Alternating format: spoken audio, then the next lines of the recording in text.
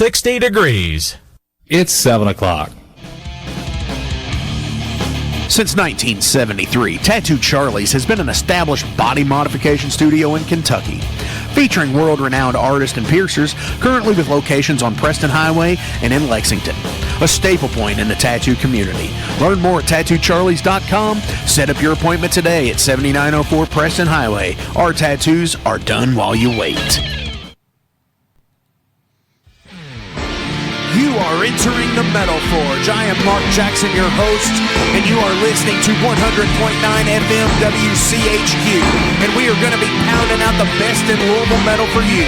And if you've got a request, all you got to do is send it to WCHQmetalforge@gmail.com. What is going on, ladies and gentlemen? It's Thursday. It's 100.9 WCHQ. I am Mark Jackson, your host.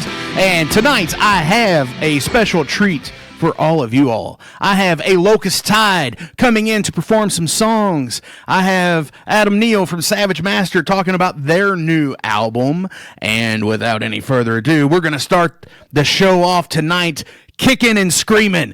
This is Ironclad by Abominant.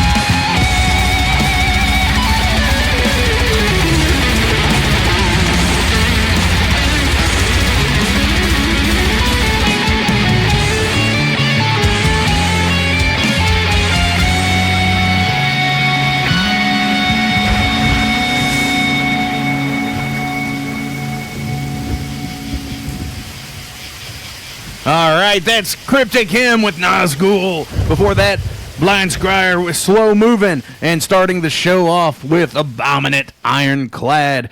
And I have a Locus Tide here in the studio. Gentlemen, how the hell are you? What's up? Doing all right. All right, so why don't you all introduce yourselves out to the people in Facebook land and FM radio land? Right. Well, I'm Jared. I play keyboards for the band. I'm Zachary Kendall, and I play guitar and the bass for the band. And my name is Jim, and I'm the drummer. All right. He's the anvil smacker. The Anvil Smacker. Hey, this is the Metal Forge, so hey, he's in the right place. That's right. So, gentlemen, tell me a little bit about A Locust Tide. How did you all start out? Because you all are a new band, and just give me some info. You know, how did you start? Who's the spokesperson of the band? I bet it's Jim, isn't it? No. It's totally Jim. Well, it's rooted around Jim. How did it start? I guess it started when we were 9 years old, right? Well, We've known each Wow. other for a really long time. but And y'all are 15, so no. Trying to be. Yeah. yeah, but this generated actually some years ago, and Yeah. it was me and Zach. We've had other people come in, but it didn't take off, and until actually we got hold of Jared, and that's when it took off. Yeah. That's when it clicked. Ironically, Jared lives right next door to Jim. Yep, that's how I met them. So really, I feel Wow. like the whole Talk about convenient practicing. Oh, it's Oh, yeah. it's great. It's I got very a nice. Yeah. lot of keyboard gear, so just walking next door is really convenient. Absolutely. It's like, hey, oh, man, I can't make it to practice. I'm not home. I can see your car, man. right. I'm looking in your window, man. You're playing video games, dog. Right. Yeah, I always get caught. So what is a locust tide? What is the name? What does it mean? Oh man, we went through. It evolved in a lot of ways, and I'm trying to remember all of it. It started off. Well, Jimmy Tuesdays. Jimmy Tuesdays. What we called Jimmy Tuesdays. Yeah. Based on a Tuesday night. A Tuesday night to come over to Jim's. A lot of different people. To not necessarily party, but definitely to have a few drinks and grill out. No, you guys don't drink, do you? Well, sometimes. At least we used to on Tuesdays. Yeah. Right? Right. But Yeah. brought a lot of good minds together. People really from like different points of view. So I guess the band kind of came out of that. But that would be the Locus, right? The coming together of different minds and a lot of conversations. I wouldn't say it was like a men's group, but there was, except for a few ladies that would come by, it was mostly guys just like, man, what's going on these days? You know, that sort of thing.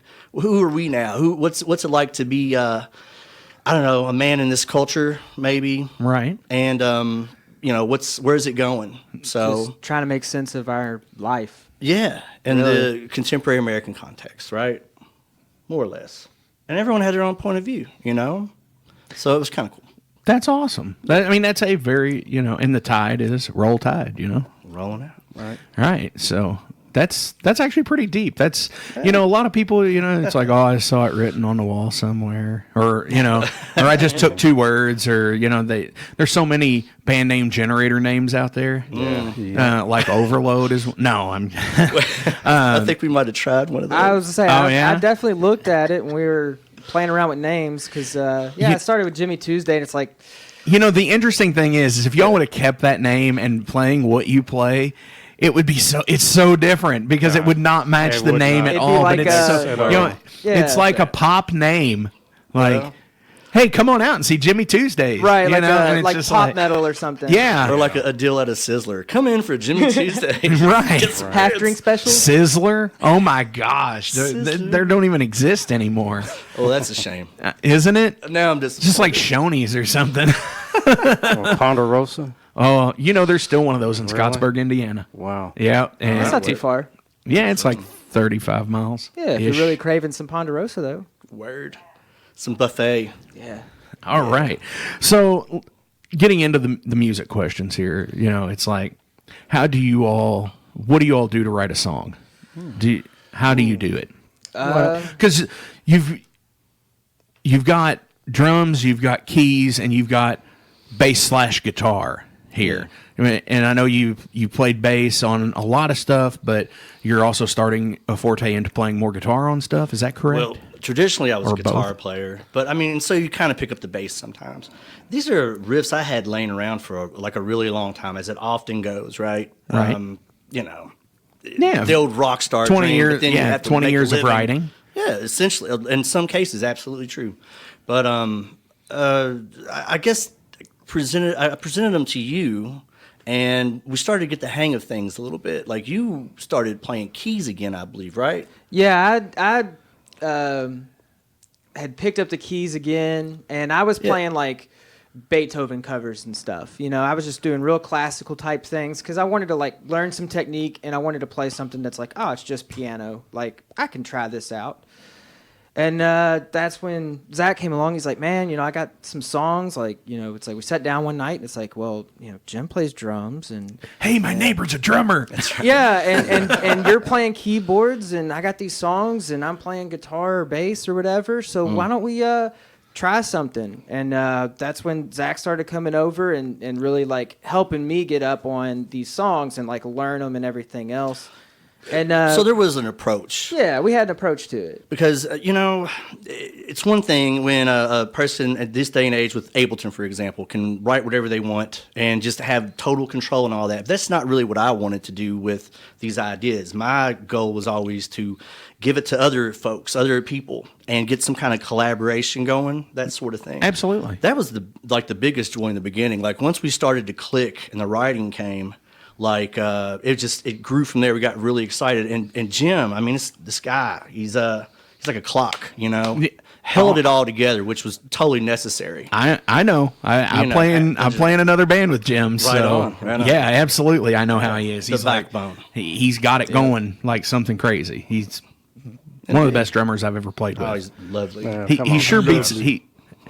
If I could, I've tried talking him in to jumping over to Overload, but I can't get rid of the other drummer. He just, Well, you know how Todd is. Hi Todd. There he is. He's here running sound for these gentlemen tonight. Yes. Whatever his Hawkins Studio, Birdland Studio, something like that. He won't come up with a name because he's too afraid to, because then it's in cement at that point. Well, and Which is who you all recorded with, correct? Absolutely. Which is Absolutely. Todd Hawkins. You can find him on Facebook and go get your demos and actual full-length albums recorded through Todd. quality stuff for real. It really is. Yeah. Todd's got the setup. And he has good rates. Indeed. Yeah. Generous. I agree. And, Yeah. and he's a pushover, folks. Wait for Todd to stick his head back in. Yeah. Right. He's got, it's like Big Daddy. He's got the glasses on so you can't see him. Oh yeah. Oh yeah. So I know this is a new fledgling thing that you've got. You haven't really played any shows. This is world premiere tonight, But, before this, what is your greatest accomplishment musically? What do you think, Jim? 'Cause he's done so much. I know he has. He's couldn't- got like 49 albums. No, I don't get that many now, but no. I couldn't say. I mean, couldn't say you couldn't count how many albums you have on two hands. Well, You probably got at least 10. I've seen your album easy. stack, Jim. It's Well, pretty tall. 30 or 40 for real. Yeah, that he's just done. From Obama alone has 97 albums. No, not I really. would say that was the longest band I ever Right. played with. And with probably the most releases, I'm sure. Yeah, yeah. So, Since they've been together, 93 to 2016. right. Now, it was half of that, towards the end. But yeah, So what's your Legendary. So if that's your biggest accomplishment, what do you want to do to get bigger than that? bigger. I just, as long as I play, You're good. yeah, as long as I feel it, I'm good. Awesome. That's it. Hey, you do it for the love of doing it. That's Right, awesome. right, That's right. good stuff, Jim. Yeah. Zach, what about you, Zach? I don't know. I think I had an opportunity like an undergrad to play in like jam bands, which helped me develop. Right. I'm like a lot of folks that we all know. Starting out playing Metallica covers, that kind of thing, right? Absolutely. And then it kind of went into some punk and some other stuff because alternative was big there in the early '90s. See, I kind of missed the black and death metal thing. And Abominate. I think about Cataclysm. They were ground up doing some amazing stuff. But I never was exposed to that, and I was content just to kind of be a punker, really. You know what I'm saying? Like just power chord and everything.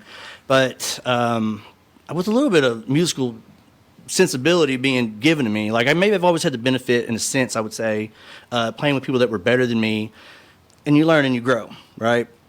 You pick things up, and that kind of opened a new door. So up to this point, that would have been the big change for me, I feel like.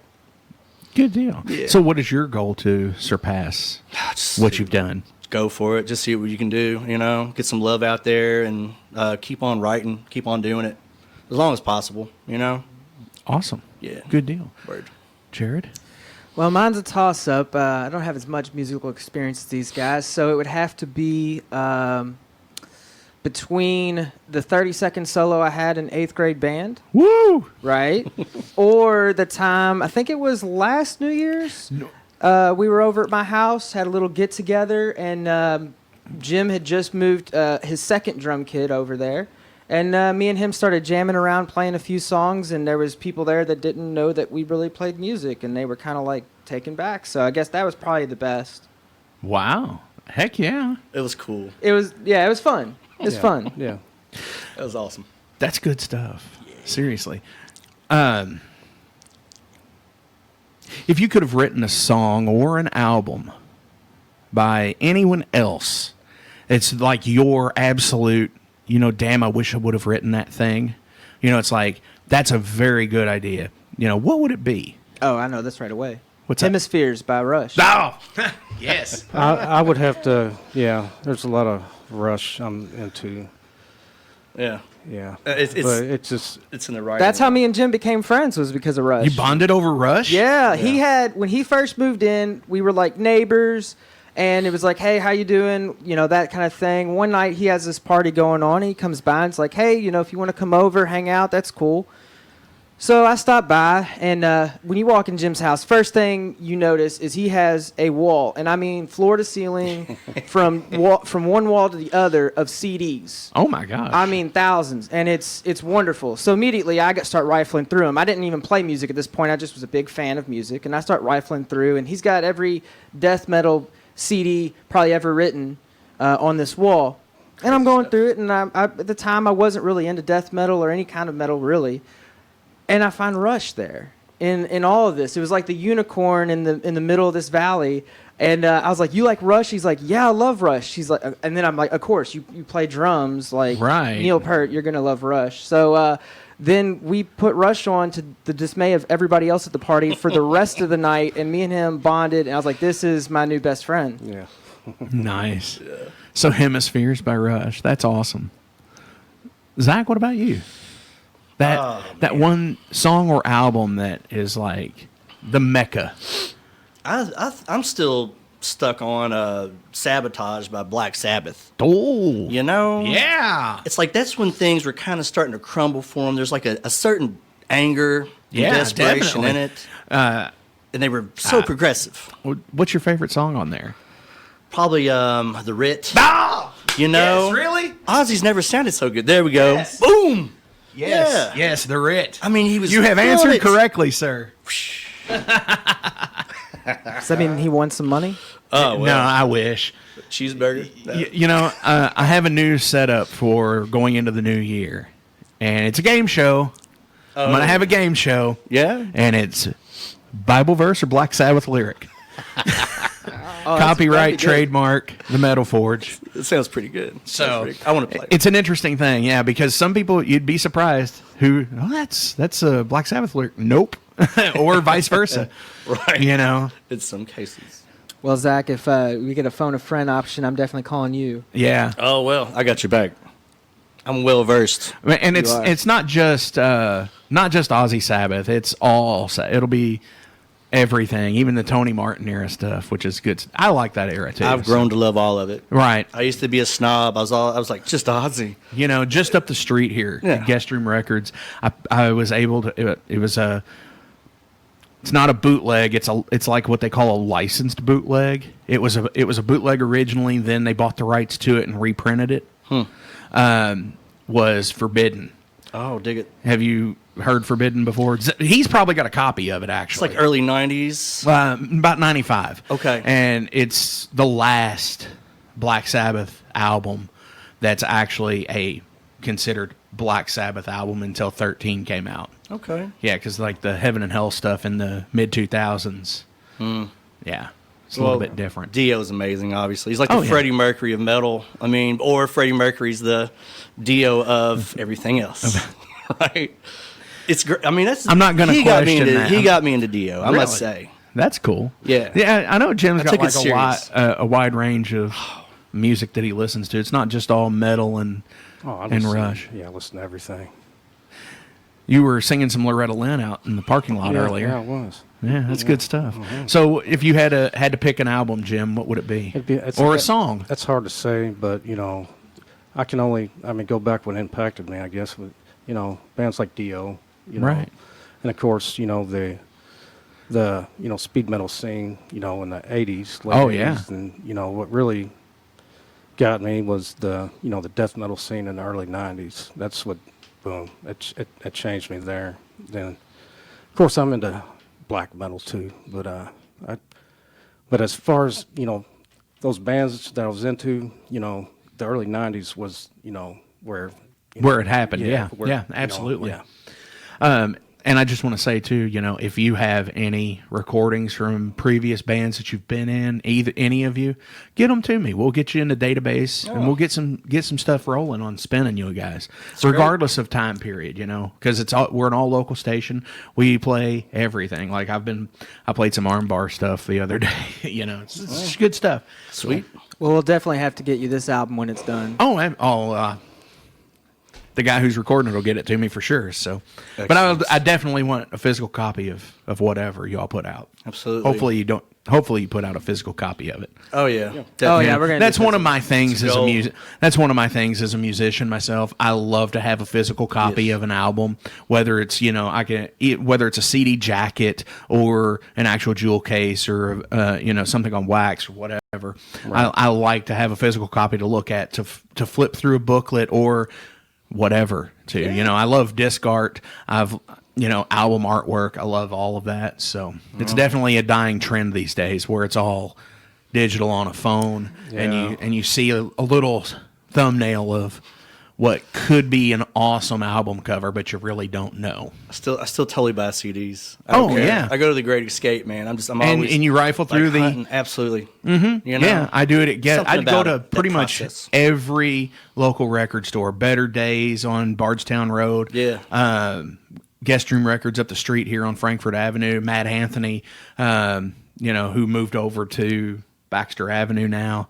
All of those, even some that were not here anymore. So, but I totally go through all that stuff and just have to find every goofy little thing that I can find. I was actually at Great Escape on Saturday and found a cassette copy of SOD Speak English or Die. That's ironic. Yeah. It's funny because I know what you're talking about. I've got it on CD, but I found it on tape there, and I'm like, oh, I got to get this. Right. Yeah. I saw it there? I have it, but I saw it. And I texted Jim. I was like, Jim, you want me to pick this up? No, it's okay. I've already got it. So it all worked out for you, Mark. He's probably got a first printing of it. For real, right? The black cover. Something pure. I've got a CD print of the silver cover, the 10-year re-release. Right. It's such good stuff, Big small town, I guess. Yeah, really. Funny, it's total good stuff, Yeah. So if you could play a concert from days gone by, like a huge concert, you always hear of like Woodstock, Isle of Wight, Donington festivals. What's the Monsters of Rock over in like Russia? What would it be? What would you have? What major show, if you could have ever played it, what would it be? That's a tough question. That's a good question. I guess it depends on what your influence is, really. I mean, because I look at the picture of Metallica on the stage at Donington in '84, on the Ride the Lightning tour, and there's just like tens of thousands of people, and I'm like, oh my god, still there? Yeah, absolutely. That's pretty and it's just one of those things, it's like I wish I could have been there for that. I wish, even I as a could've. fan. Word, man. Like I think it would be cool to hit some of those old jazz clubs in Europe, and like hear some straight up like gypsy jazz where it came from, like Django Reinhardt and Stefan Graffali. Oh, never mind. See, I'm gonna start flubbing my names here. Yeah, but that scene, like in the 20s when things were just like wide open, there was more freedom. Oh yeah, and definitely. People were just going there and creating and doing amazing things like that. That holds a place for me. I think it'd be cool to experience something like that for sure. I would have to say. What's that Doors show? I think it was in Texas that they played, and they had the wall of cops in front of them, and things got crazy, and he got maced. Jim Morrison got maced. That was like New Haven, Connecticut. Yeah, that was New Haven. Why was that thing in Texas? Yeah, that was New Haven. New Haven. Okay. Yeah, Connecticut, he got Texas, messed same up. difference. I mean, that cop got him. Yeah, and He's like, hey. it was him. I was here backstage. Right. That'd be a show to like open for. Oh, absolutely. Which is interesting because you've got a guitar player, you've got a key player, and you've got a drummer. Now you just need the crooner like Jim Morrison, not Higgins, to come in and do some some awesome vocals. You pretty much got a Doors lineup. That's very true. You know, Kind of turned out that way. Ray Kinda Manzarek turned out that way. Ray Manzarek was always like, we didn't need a bass player because it's right here, and he would be like talking about his left hand, and he's like playing the dual stack, you know, on the Hammond organ and stuff. That's right. Yeah. That's awesome Very stuff. true. Counterpoint skills, man. All the skills on the counterpoint, you know. So we've got New Haven Doors. We've got the 20s and 30s jazz clubs of like Europe and stuff. And Jim, what about you? I could picture Iron Maiden in Long Beach. Wow. Yeah, That's a pretty good one. That's good stuff. yeah. Sweet. Nice. So, you know, before we get into your performance, you do have a track, and I'm going to play something from the concert view, but I do have two final questions, actually. The first is, what's your favorite film?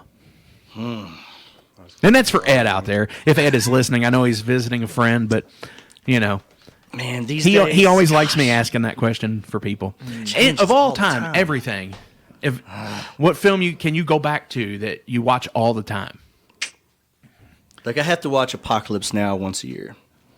And it's probably, I don't know how healthy that is. But It probably fuels your music. maybe so, right? I don't know, man. That's a tough question. Do you watch Apocalypse Now, or do you watch like the Redux version, like the big expanded, like extra hour edition? Definitely the really long one. Okay. With the French plantation and all that stuff. Oh yeah, Yeah, I I'll absolutely take as much as love. I can get. You know, I love the beginning of that. Yeah. You know, and Coppola, when he directed it, said he's like, I always wanted to start a movie with the song "The End." He's like, because it's the beginning, but it's the end. Yeah. You know, and just like the helicopter. Yeah. Was it Charlie Sheen, right? I mean, like Martin Sheen. Martin Sheen, dad. The father, dad, yeah. Psh. Like he was wasted. Vater, dad, that is Vater. Yeah, the father. No, he was wasted, right? And so Yeah. I think Coppola was like keying him up in a motel room. And finally, he's So just it's like real. punching glass and losing his mind, and it's. I guess that's art. And I suppose that's art, right? Was it Lawrence Fishburne who was like 15 at the time? Yeah, as a kid. Yeah. And that was like a ridiculous. If you ever watch the behind the scenes, it's crazy because it took like 5 years to film. It was from like 75 to 79. It was crazy. Martin had a heart attack and everything. Yeah. And like Lawrence Fishburne was like 15, and then he was like 20 at the time when it came out, and he was like, and he looked like a complete adult and everything. And it's like, That's crazy. it's like that's not the same guy. Jim, I know you're a big horror fan. Yeah, I would have to say Zombie 2. No, Italian gore. yeah, something from Dario Argento. so, yeah. I mean, I always go back to those films like Cannibal that. Holocaust. They're beautiful. Fulci and They're you really know good. stuff like that. Yeah, I mean, I Is can it watch them. is it actually Zombie 2 because it takes place in Louisville, Kentucky? I don't know about that, Mark. I don't know. No, it does though because One of them does. I think it's Zombie 2. Yeah. Which is actually it's a big chronological craziness because it's actually the third one or something. It's the one with the eyeball, right? Yes. Something bad happens to the eyeball. Yeah. Okay. Yeah, I'm straight. yeah. It's got a shark in it. I put him on the spot. Now he's racing through. It's like No, the stop. it's like the album question. I just I He's- just have no. I don't. Nothing in particular. I just don't have. I like it. You know, I got too much to. Right. You know, I mean, a lot of it ties. You know. right. Like the CDs, you have stacks of movies. So many yeah. movies. Absolutely. Hey, Collector. you know that's good stuff. You know because everything's going digital. We need people like Jim out there to collect that stuff and keep it for posterity's sake. Yeah. For real. Because I'm that way too. You know, I'm not necessarily a pack rat when it comes to stuff like that, but it's like a friend of mine. I've never seen the film. He bought 2 copies of it on accident, and he's like, "Here, do you want this?" It's like Trick or Treat from like 2011 or something or whatever it is. Gene Simmons and Ozzy. Is that what it is? Yeah. Isn't that the one like the heavy metal demon or No, something? that was stayed. Yeah. Oh no, this one's Trick or like Treat? this one has like he looks like a little scarecrow. He's got like a burlap mask, No idea. and like but he looks like a gingerbread man. It's crazy. Sounds wicked. Yeah, I've never seen it. What do you got, Jared? Man, I've been thinking about it. Pulp Fiction. No, No, that's a good movie. you know, so many people say that actually. yeah, it's a good movie. Still a good movie. It is. If I had to pick something, like I think of it like, what could I sit down and watch if I had to watch it once a day for the rest of my life? The Little Mermaid. Well, that's not a bad option, I guess. I don't know. I think it's lovely. I'd say Clerks 2. Really? Yep. Over the first one. I like the first one. Don't get me wrong. I like all of them, but there's something about Clerks 2, a sense of conclusion, I guess, a little bit. Like Which they kind of you know find they're making themselves a at the 3. end. Yes, and I'm excited about that. My favorite scene in that is like where they're in front of the drive-through, where when you go to the drive-through, you got the speaker. So they're bickering back and forth about, and it's where Dante goes to punch Randall. Yeah. And he goes, "You swung at me." He's like, "You ducked because you swung at me." Yeah. And the funny thing is, it's like, but they're in front of a microphone, so everybody can hear it in the store. So it's like not a secret. Right. So it's total good stuff. Or the other one line would be like, Kelly can be a guy's name too. Yes. So anyways, I'm going to check in here with, one last question here. How do people reach you? How do people book a Locust Tide to come on their other shows, like 21st Amendment Tavern coming up, stuff like that? How do people get a hold of you guys to book shows? Well, So we got a Facebook page, A Locust Tide. If you type that in, it should pop right up. And that is Locus, Locus, no Yes. T. it is no T. It's Not yes. Locust, Locus. Locust. Yes. Because I was confused about that at first. We get that sometimes. Right. It's this southern accent. Right. It's the area. Yeah. Hey, man, here's a Locust Tide.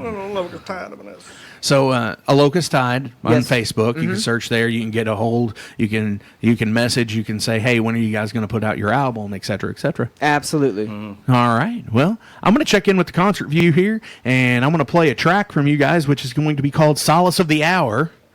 And that's going to have the lovely Miss Ashley Vega on vocals. Yes. Much props to her on that. Absolutely. We She's wish- actually watching right now. Hi, Ashley. Hi, Ash. Hi, Ashley. Hey. And so, we're getting a lot of questions on there.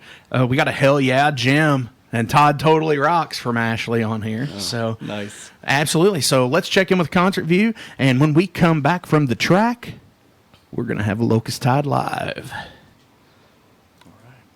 Time for the WCHQ Concert View, a service of WCHQ 100.9 FM and Hadley Pottery, 1570 Story Avenue. American made and locally made since 1940. Everyday dishes, wedding presents, baby dishes, and pet dishes. Hadley Pottery, open weekdays 9 to 5 and Saturdays 9 to 3. All right, this is your WCHQ Concert View for Thursday, October 17th. I'm Ed. Let's take a look at what's shaking and baking in the Louisville area this evening. All right, starting up here in St. Matthews, Jossie Lauren is performing tonight over at Gersel's Place. Malota and Ona are over at the Zanzibar in Germantown starting tonight at 8 o'clock. Colton Kais is at Merle's Whiskey Kitchen. AJ Clements is at Goodwood Brewing tonight starting at 8 o'clock. Joe Robinson is live at Derby City Pizza Company and PRP starting tonight at 6 o'clock. Rob Maupin Jr. is at Diamond Street Grub and Hops starting tonight at 9 o'clock. Tommy and Jeff are live at Levy at the River House starting tonight at 7 o'clock. The Street Talk Band are live at Jimmy Can't Dance starting later on tonight at 9 o'clock over at Stevie Ray's Blues Bar. It is the Thursday Night Throwdown kicking off tonight starting at 9 o'clock. Alan Bryant, Deshaun McLean, Some Swords and Fall are all over at the Butchertown Social starting tonight at 8 o'clock. George Stearman is live at Stooges Bar and Grill starting tonight at 7 o'clock. Cassidy Pope is live at 4th Street Live in downtown Louisville starting tonight at 8 o'clock. Hazelfire, Soiree, and Anyone Anyway are at the Mag Bar starting tonight at 8 o'clock. Jedina is on the 85 to Africa tour at the Mercury Ballroom in downtown Louisville tonight starting at 8 o'clock. And finally, the big event of the night, Carrie Underwood is on the Crying Pretty tour at the KFC Yum Center in downtown Louisville starting tonight at 7 o'clock. This has been your WCHQ Concert View. If you've got a gig you'd like to let us know about, head over to WCHQFM.com and hit the icon at the top of the screen that says List Your Gig.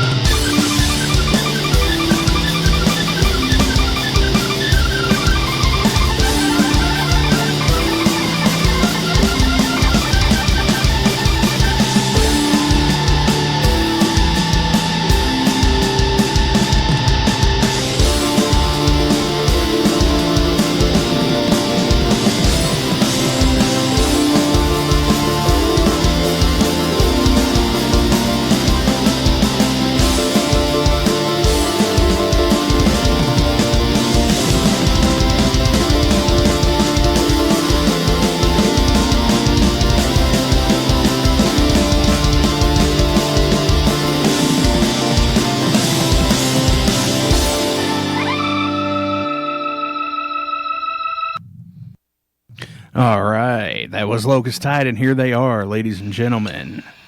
Guys, are you ready? We're getting there. You're getting there. All right.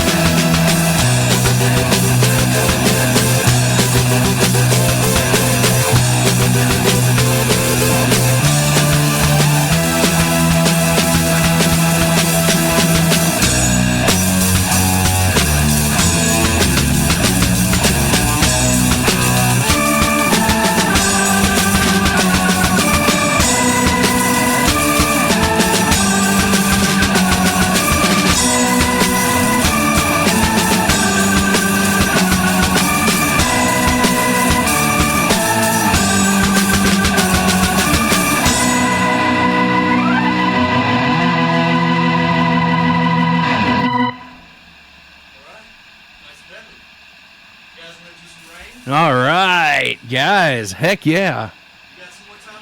Woo! Hey, put that microphone on. Hello. Yeah. Hello, Mark. Dude. Good evening. Oh my gosh, that is absolutely crazy. Thank you, man. So, again, do you have any last shout-outs for anybody, and how do people get a hold of you guys? Well, get a hold of us on the Facebook page, Locus Tide. Big shout-outs to my friend Craig Wright now. He's in the hospital. He's gotten a surgery, an abscess in his neck. He's a wonderful guy. He's in a band called Ravenhide. Ooh. And he's helping us out with some of the vocals on the album. And another great big shout-out to the wonderful and talented Ashley Vega. She's working with the Va Vixens. Yeah. She's working with Jerry Barksdale with his Third Promise of the Plague album. Yeah. And doing a television show, right, with Sean? Yeah, I believe it's Ville TV with Sean Burton Saunders. That's the one. I had that written down, but I don't have my notes. Yeah, But that's it. He should probably be coming in the studio here before too long and talking about some cross promotion with Ville TV and the Metal Forge. Word. So again, you can find these guys on Facebook at Locus Tide, and I'm sure if they have a Twitter, it's all the same stuff, right? We're getting there. Yeah, we're getting there. All right. So I'm going to play a couple of songs here, and we're going to come back with the great Adam Neal from Savage Master. Woo-hoo! All right. You might recognize this song. I don't know. This is Usurper by Overload.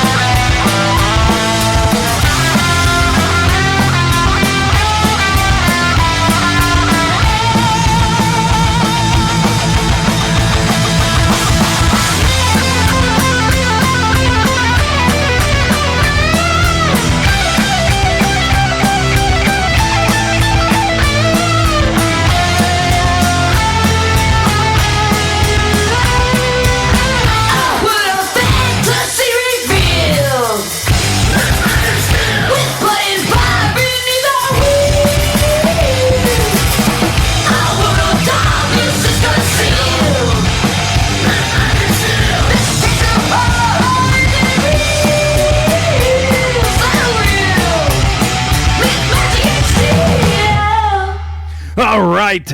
That was Myth Magic Steel. Whoa, hang on. Oops. It went right to the next track. That's Myth Magic Steel from the new titled album of Myth Magic Steel from Savage Master. And I have Mr. Adam Neal in the studio. Adam, how are you today? I'm doing all right. How you doing? I'm feeling pretty damn good because I've got this awesome new CD copy of Savage Master album in my hand. There you go. That'll cheer anybody up. Absolutely. Hang on a second. I'm being unprofessional. I'm switching to camera feed. So how was your day, man? It was good. So you're getting ready to put out a new album. Got a new one coming out October 25th. October 25th. Shadow Kingdom Records. That's exactly what I was about to just say. You took the words right. Oh, wait. Yeah, October 25th got a new one coming out. Very excited about it. Pull the mic up just a little bit. If it'll work. Is that a little better? Yes, that's a lot better. Now we can hear you. All right. So this one is, 2 years in the making? About 2 years in the making. We did an EP right before this, and I had a little bit of this material then, so it's good. It's a good 2 years, yeah. Right. So because with Whips and Chains was 2017. That's right. And you had Creature of the Flames, which was 2018. Is that right? Maybe Chains was 16.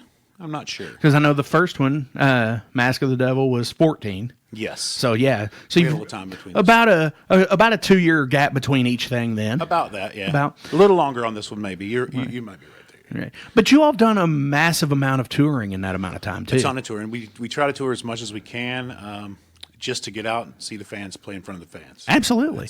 That's what we and want I mean, you all pick, awesome, tours to go on because it's what I'm saying is, you pick, a big West Coast swing, and you'll hit, Seattle, Portland, L, 5 or 6 places around the L.A. area. Sure. You do what you can. Each one's different, and some things you get offered better shots, and sometimes you don't. But those are kind of like hot markets that you just have to hit. For a metal band, Seattle, we're going to hit Seattle. Yeah, absolutely, because it's Portland. We're going to hit Portland for sure. Oh yeah, because it works out each time. Definitely. And you're going to hit places like Houston and Dallas, and of course, because, Texas is a gold mine for sure. Oh, absolutely, it's a metal state. That very San Antonio, man. San Antonio. San Antonio, nice. Austin. Austin's awesome because it's like Nashville and it's like Nashville meets L.A.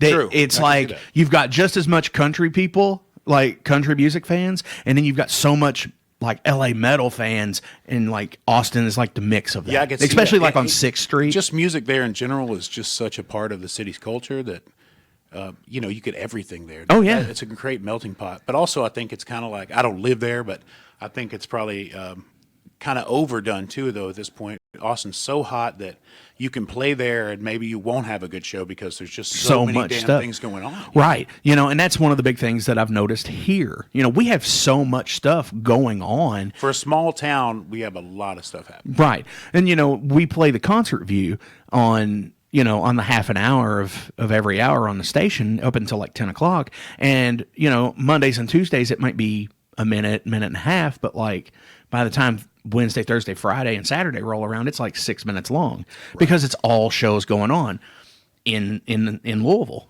and that's a big deal, because I know you all pretty well limit how many Louisville dates you do. You all just played with Sacred Reich at the Tiger Room back in September. Well, and before that, it was probably it was like decided for something before that.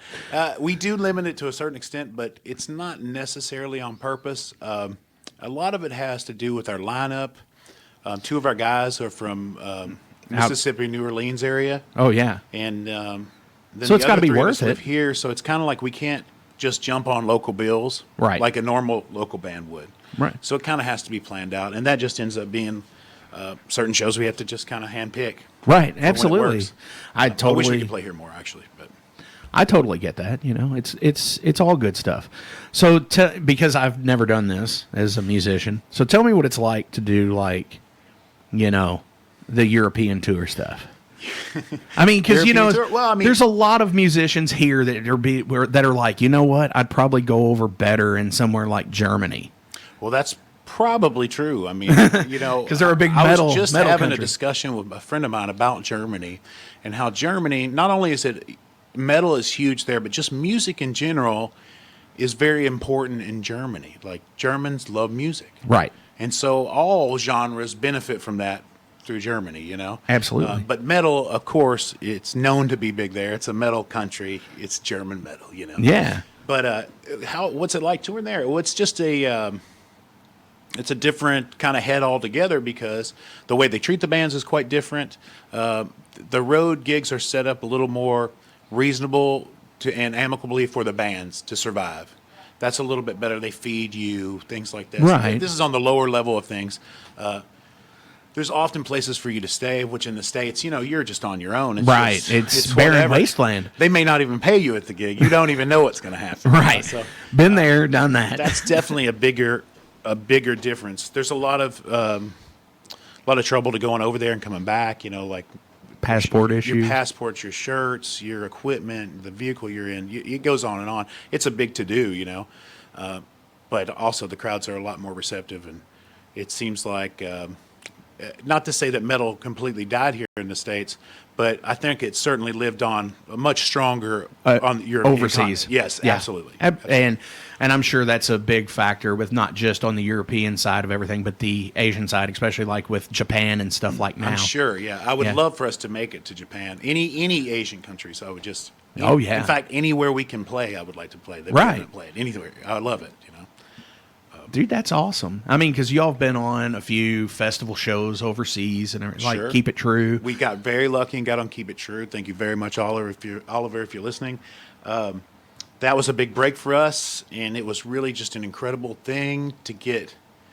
Number one, to even get to go to the festival was quite awesome. I'd seen the festival, knew what it was, and was always kind of in awe of the bands that he was able to get to play, the older bands. Right. Because wasn't Kira Thungle on one of them? Oh, yeah. I mean, it's just a who's list of from obscure heavy metal from the 80s to even higher tier bands that you just can't even believe you're going to get to see.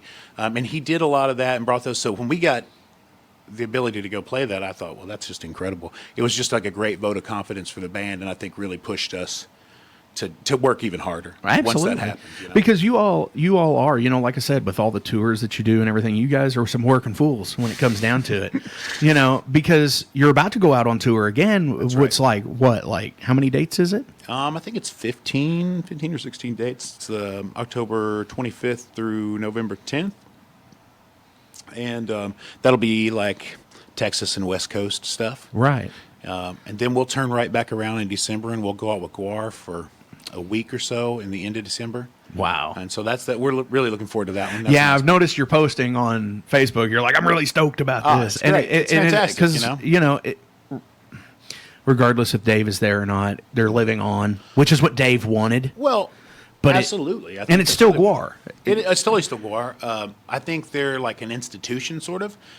Whereas, you know, I got into them when I was younger during like Hello Scumdogs era. Oh, yes. So to me, that's Guar. Yes. But then each generation of kids have come along, have discovered Guar and gone and seen them. Like with Ragnarok. Yeah, or in each album, these all mean different things to different people, and it spans such a swath of age and demographic that the band has touched that I don't think that unless they wanted to lay it down, I don't see any reason that they would or should stop doing Guar. Exactly. Which is, you know, I watched an interview with Dave one time, and he had actually said the reason why the characters were there was so it didn't have to ever end.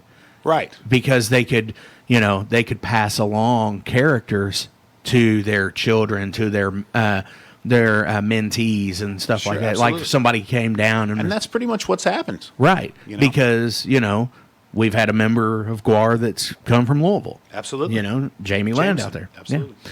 You know, and it's one of those things that's just like, wow, you know, that this guy could do this too. You know, I could do this. I know, right. You know? It's pretty cool.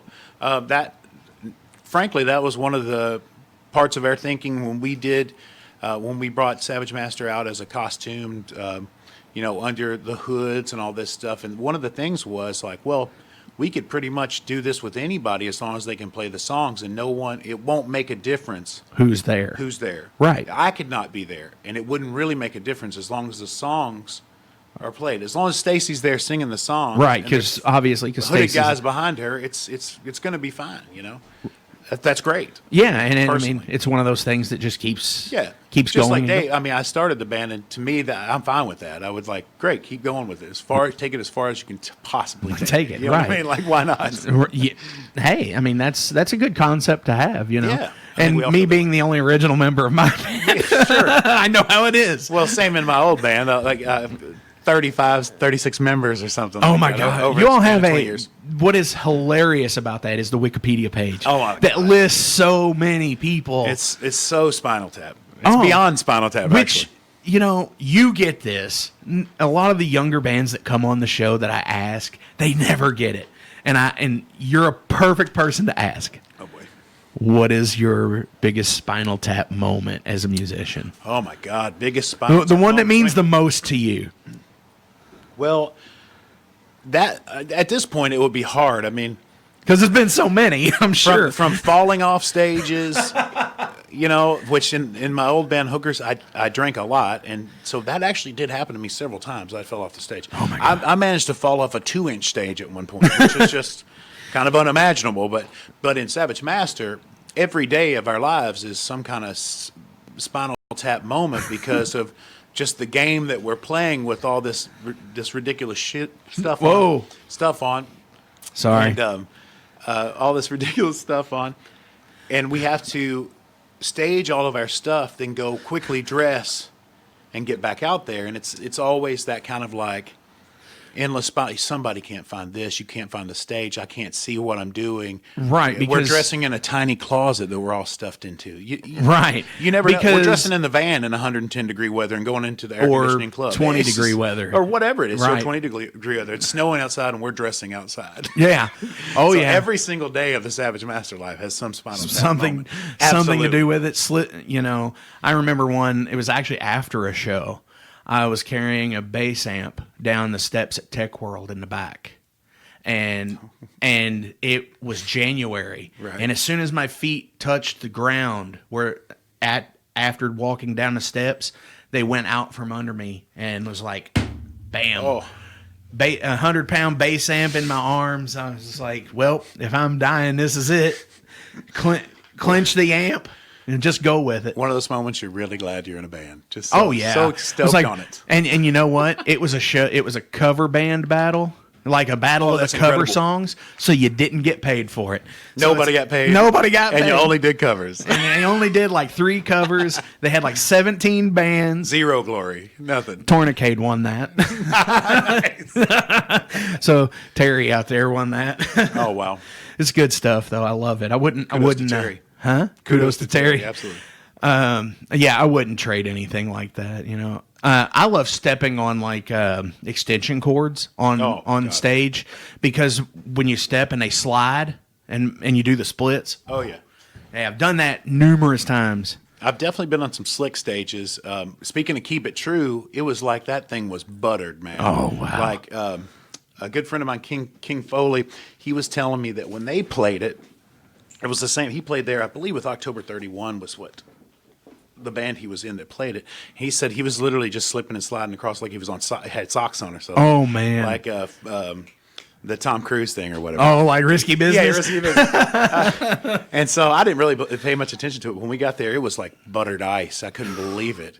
And it's a huge stage, so you have to move around. And you play in boots too. Oh, we're playing in these ridiculous tall boots, and you just But not like Kiss tall boots. not yet. Not yet. Yet. Maybe one day. That's hilarious. As soon as I can afford those boots, we're getting them. And obviously, that's a band that's stayed young over the years. Kiss? Except, because of the makeup, Sure. I mean, I think that's because Ace looks probably- great these days. That's honestly probably the entire concept idea comes from that band in a lot of ways. I mean, I realize there's tons of concept artists before that, like Right. in costume and stuff, but frankly, for me as a kid, Kiss was probably definitely the seed of that.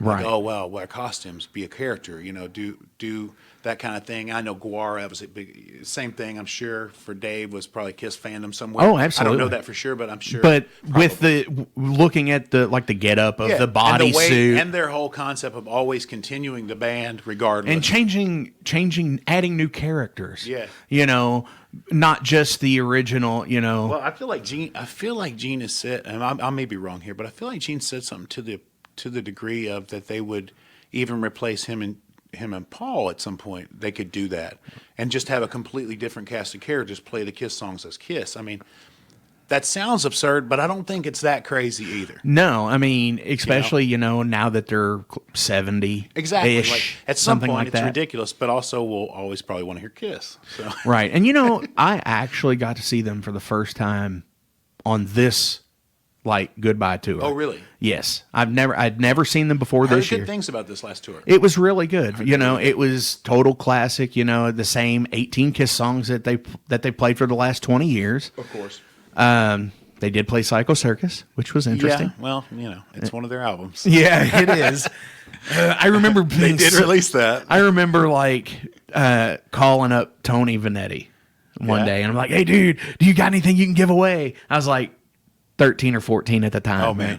And he's like, "Yeah, come down to the station. Blah blah blah. I'll have this for you." And it was the Psycho Circus like promo copy, and I was like, "Dude, it's Kiss's new album," and it's like. What? Oh man, there's like 2 good songs, like 2. That's almost pushing it, but I can like go down that with you. Definitely. Within the Gene song Within is a good song, but like I can't name the other one to save my life. At the same time, I gotta admit, I didn't expect it to be like that great either. Oh no, like it couldn't be Revenge. No, and you know Revenge is amazing. You know, Hot in the Shade is pretty good. See, I feel like that was probably where I fell out of tune with them a bit, was the Hot in the Shade.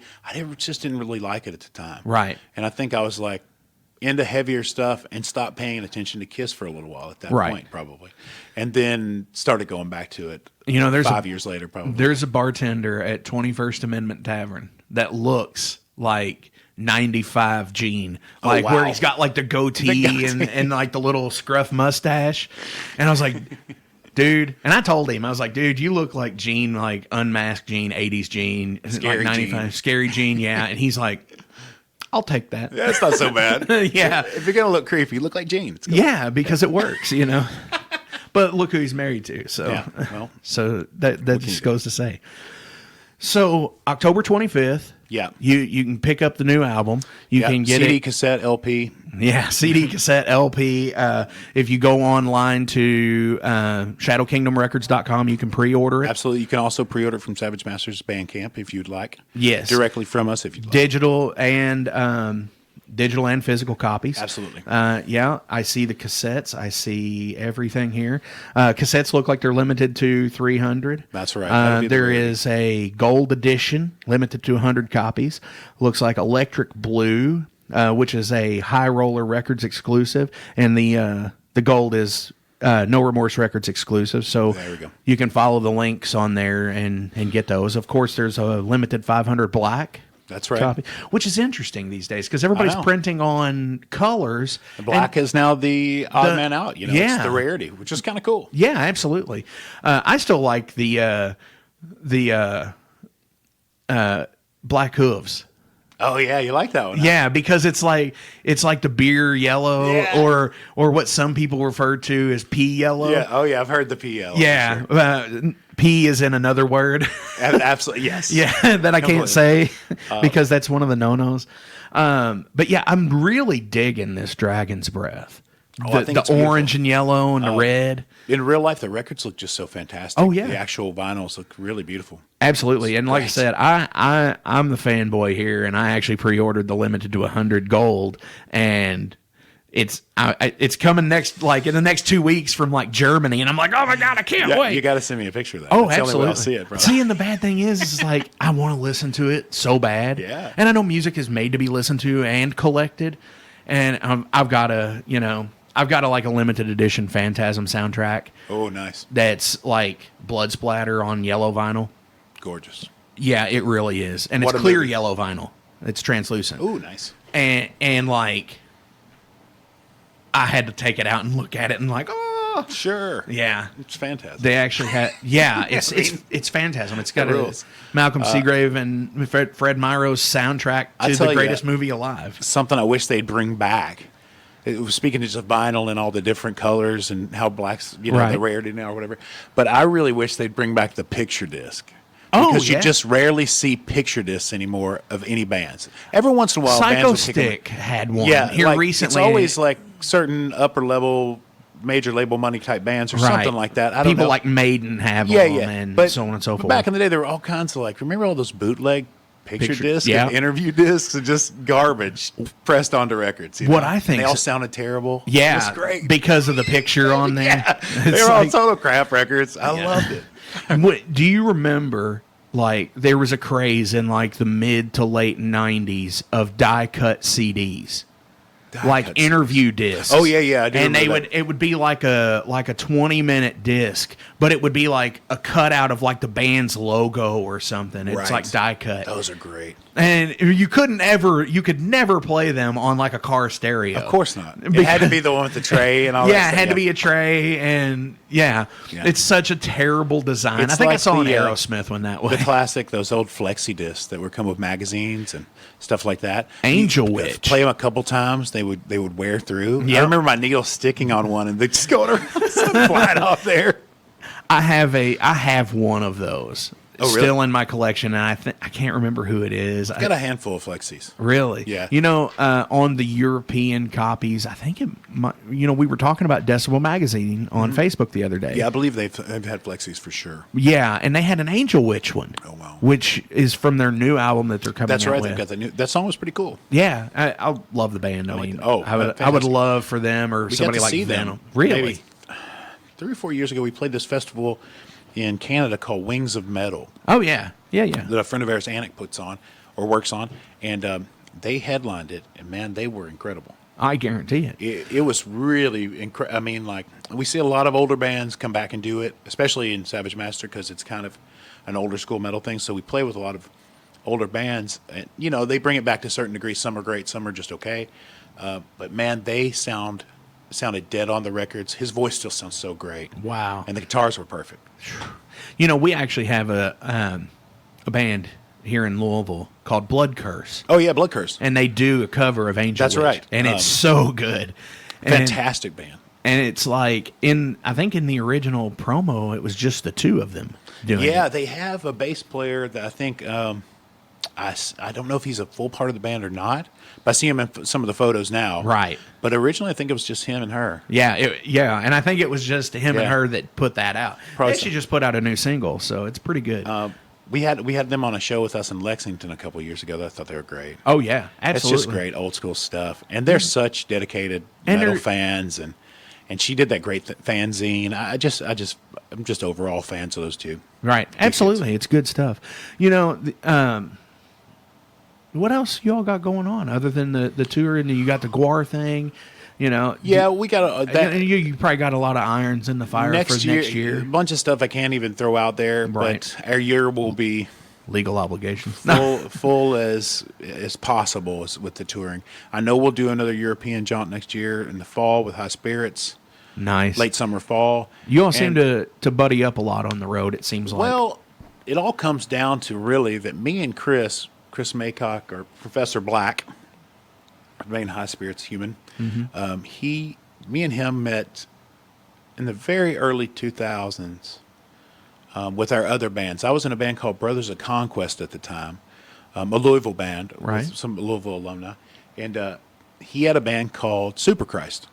This is well before Savage Master or High Spirits or any of that kind of Right. stuff was even thought of.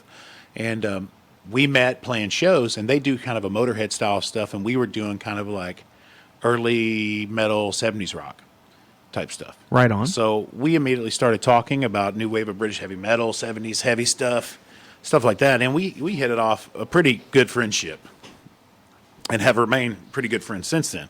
So as both of our High Spirits, when they started popping off, they would play with Hookers a little bit. Sometimes we played some shows, and then they got bigger and bigger. Right. And then I had Savage Master, and then slowly Savage Master climbed up a little bit more, and then we started playing shows together because we're friends. Right. And then then it started making sense that we played shows together, because the audience was so the same kind of. Right. So why not?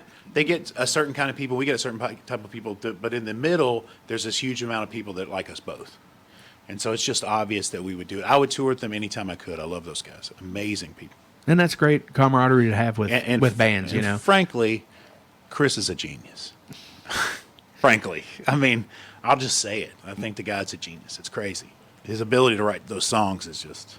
Is it genius? Is it like genius level, like to where you would love to be in a band with him and write and play, or have been, and I would love to do anything with Chris ever. I know that we've talked about me singing on something he wrote before.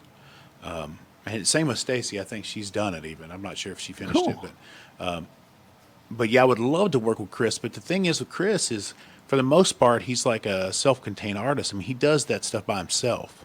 Oh wow, that high spirit stuff is just him on the records. Oh wow. Right. So all that is just him, and then the band learns to play it for the tour. It's kind of like an Adam Jones thing. I can see that. Yeah. Because Adam Jones kind of does that with Tool, and it just works. Yeah. And it's worked out. So he's so contained. I don't know if he'd ever actually let me write anything with him. Right. But I could probably perform something on something for him. But I do think he's a genius. That album, Another Night in the City. You'd be hard pressed to find a catchier song written in the last 10 to 15 years than that song. I mean, that's a revelation how good that is. Really blows me away. I wish they were local, actually. I do too. I wish they toured more. Well, they do. I wish they were local so I could play them on the station, because we are an all local station. Yeah. And I mean, I know what Chicago. Chicago, yeah. Yeah, Not quite close enough. Not quite close enough. If they were around Columbus and possibly pushing Indy, maybe I could do something. Right. But yeah, I wish we could play some high spirits and stuff like that.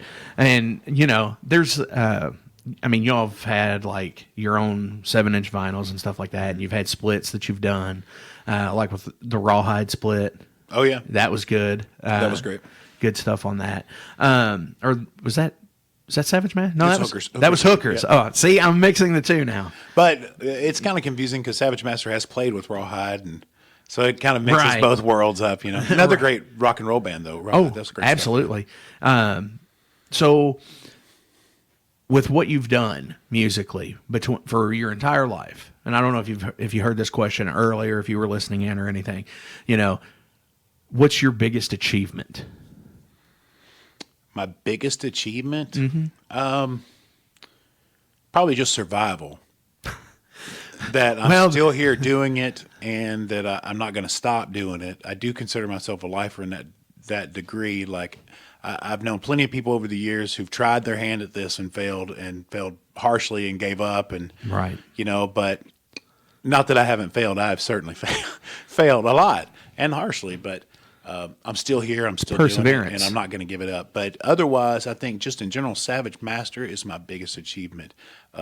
Just the whole thing conceptually, I was really happy with it. And then the writing, I've never felt happier about the material I've written than in the Savage Master realm of things. Like that's the most inspiration I have to write music, and I feel like I've written my best stuff within that band. Nice. I don't know if the fans would necessarily agree with that, but to me, that's it. The things we've been able to do, how far we've taken the band, it's really meant a lot. Right, and I know it kind of seems like overnight almost. Right, because but I mean, we're already 6 years into it. Right, yeah, but you're 6 years in, and it seems like it's, time flies, as as it were, because I remember when y'all put out the first album. Yeah. And it's just like, I've got to get, I saw the image of the album art, and y'all did, the song on YouTube with Ripper and Black, and I was like, I've got to have this. And it's like, I was like, dude, meet up with me, and I met up with you at work, and and it's been like a wildfire ever since, and that's totally awesome. It's definitely continued. But the other part of that question is, what's your goal to surpass that? Surpass that? Well, I think world tour with Maiden. I mean, absolutely. I mean, I was going to say Metallica, but that's sometimes there seems to in the underground music scene there seems to be a certain cap on how far you're supposed to dream or look ahead of yourself or how much success you're supposed to want or something, because it's all still underground music and you can't go, messing people over and that kind of stuff. I don't ever believe in that. No. Always cool and always a good vibe. But, I want to take it to the sky as far as we can take it. I'm willing to take it there. Let's do it. Whatever it is, we'll sign up. Let's go. Right. And that's all you can do. We will take it as far as we can possibly take it. That's how I feel about that particular question. Like, as far as where we're going, the sky, man, we'll take it until it burns out and they won't let us play anymore, And that's hey, that's probably the greatest answer I've actually had for that question, is because it's a daunting question to ask. It is, because some people are like, well, I really don't know, but for some, you like you said, you're a lifer. You've committed your life to this, because I know the first Hookers album came out in '96. Yep, and I know you've hit hard the entire way, at least for the last, 23 years now? Interesting thing about the Hookers is, it started back in '96. All that the first singles came out then, and then we had that album, Satan's Highway, and then followed it up with another album, and things were going quite well. We were touring a lot, and we had been approached by Sub Pop at the time, and all this rigmarole had gone on, money talk, and it was all quite daunting, like you were saying. It was quite over the top at the time, and enough to give you somewhat of ego about it. But then it quickly crashed and burned, right? Due to the band itself kind of imploding. All kinds of things happened, but and we were inactive for a period of time. But what was interesting was when we brought the band back, it was actually much bigger than it ever was as the original incarnation of the band. A cult following. Like, over that time period, people had heard finally heard the records, because there was such a backlash against us at the original release of Satan's Highway and Black Visions, that we were playing in kind of the garage punk scene, and we're playing some stuff that's on the verge of Venom almost, like satanic, and it's fast punk. It's not, I'm yelling my head off. It wasn't like, the Mummies or something. And so we got a lot of flack for that.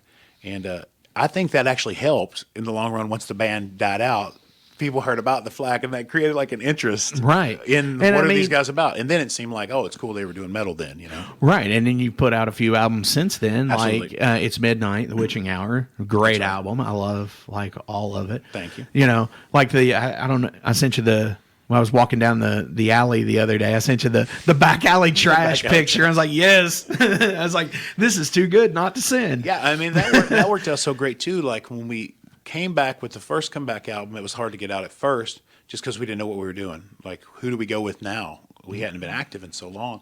And but that second comeback, It's Midnight, that was Billy from Razorback. Those guys just helped us out so much, and put us in front of the proper audience that was already going to like us, And I know Stonecutter's Lore of Omer's played in the Hookers. Oh, Omer did some tours, absolutely. Nice. He did his time. Everybody has except for me. and then quickly left. Hey, he's doing his thing, and it's awesome. It's awesome. Me and Brian have been friends since high school. Oh, yeah. Out in rural Kentucky, Lincoln County, Bull County. Whoa. Where there are only 6 metalheads down there, and we were and you were 2 of them. That's right. So you all, on Creature, you all did a cover song as well. That's right, Holocaust, Death or Glory. Yes. Do you all do anything else? I know Hookers has... But what about Savage Master? Over time, we've done, on record, we've done... Just in general, do you throw one out there for the live crowd occasionally? We used to do covers, but now I think we've got in a situation where... People are here to see you? Well, we have so much material now that picking a 35 to 45-minute set, if you're an opener, is complicated. There's songs that, like we always discuss, there's songs we have to play. Right. Ripper and Black, we can't do a show without playing Ripper and Black. Everybody wants to hear that, right. So we have to do it. There's a list of songs, Looking for a Sacrifice. That's one we're always going to do. It's a crowd pleaser, so we're always going to play that song. Death Rides the Highway. Death Rides the Highway. That's back in the set. We took it out over the summer, but it's back. The funny thing is I usually end my show on 2 songs tonight. I usually end either on Rifles, Murder Drinking, And I'm like, hey guys, I'll see you at the bar. And I'm going to the bar and play Murder Drinking. And the other one is, if I don't go to the bar or anything, I'm like, see you guys later. And I play Death Rides the Highway. That's great. Because car crash metal. Yeah, exactly. Because I drive a black Charger and gun it the entire way. Man. That's very nice. American muscle. To get back to the covers thing, though, Yeah. over the History Band, we've done Swords and Tequila, of course, Riot. Right. We've done an Exciter song, Saxons of the Fire.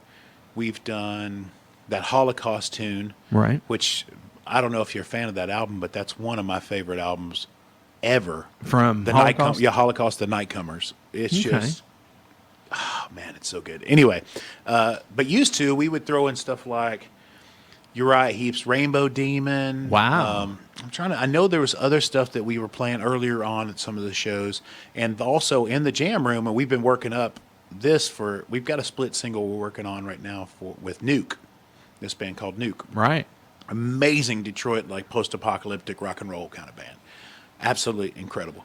So, but we're both doing a split. We're doing a split with them on which we both do Ted Nugent songs. Wow. Which is not the most popular thing to do, but Not these days. no, and that's totally fine. I'm not going to argue for Ted here, believe me, but at the same time, the guitar stuff is an ape. It's crazy. Oh, yeah. So we're both doing those songs. So now we've been working up Stormtrooping and Dog Eat Dog. So we've been playing those in the room a bit, which is pretty fun to play that kind of stuff. It's also not that far Stacy from. sing Dog Eat Dog Yeah. would be insane. It's not that far from what we already kind of do. Once you play them, you're like, Musically, these songs are much kind of like our songs. Sorry. Oh, yeah. But Yeah. that's the influence. 70s rock is a big influence on me, definitely. And early metal stuff. Right. Late 70s, yeah. That's awesome stuff, though. And back on the Angel Witch thing, Yeah. that's a thing like, that was one of Mustaine's favorite bands. They were. I can't imagine hearing that back then and not just being blown away by it. Well, that goes to the Venom thing, Slayer wanting to be Venom, and Sure. Slayer's heavier than Venom, and it's just like, but ultimately, it's like, they did surpass them, sure. right, and it's such Same with Bathory. Kind of took the Right. concept and ran with it to a darker place. Absolutely. Well, we've only got a few minutes here left. Do you have any shout outs you want to give to anybody? Hey, just all Savage Master fans out there, thank you. Check us out on Facebook, Savage Master Official, or Shadow Kingdom Records, or check out our Bandcamp. Which is Savage Master Official at bandcamp.com. I'm looking at it right now, actually. It's total good stuff. And, dude, I want to thank you for coming in, and Thanks you for for having the me. album. I'm going to show this off to the camera up I here. appreciate it. Myth, Magic, and Steel coming out October the 25th, which is next Friday? I think so. Friday? Yeah, I think so. And hey, if anybody wants to see some live music, come on out to the 21st Amendment Tavern this Saturday night. We have Rifle, Push Start, and the God Awfuls. Doors are at 8:30. Show is at 9. And it's going to be $5 cover charge. And hey, come out. You can get a raffle ticket for a Tattoo Charlie's gift card. Sponsor of the Metal Forge here. It's good stuff. But, dude, seriously, it's been awesome. I appreciate you coming in. I really appreciate you having me. Thank you. I really it's been a long time coming. It has, It has. We tried back in March, but you went on tour. I and know, I'm like, it didn't work "Ah." out yet. And, I totally would love to have you guys eventually come in and play. We would definitely like to get the band in here and try to pull something off. Try to have John play on the little kit. I'm not even sure if we can get John in that room, but Oh, wow. he's a monster. Yes, he is. So it's not going to be a Savage Master tune, but it's a minute 47. I bet you're gonna like it anyways. This is Hookers with Endless Slaughterhouse. You've been listening to the Metal Forge. Thank you all. Tune in here in a couple hours for Midnight Oil with Zach Becker. He'll be here in just a minute. This is Hookers.